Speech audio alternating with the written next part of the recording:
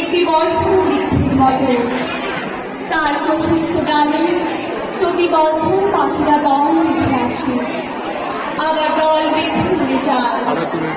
সমস্ত স্মৃতিমুখে নিয়ে শুধু বৃক্ষের নির্বাক গাড়ির থাকা, পাতায় পাতায় স্মৃতির অক্ষরে মনে থাকা, আর নামলা অনেক কথা ভেসে যায় জীবন নদী স্মৃতির ডানায়। মনে পড়ে তেমন এক সোনালি সকালের কথা।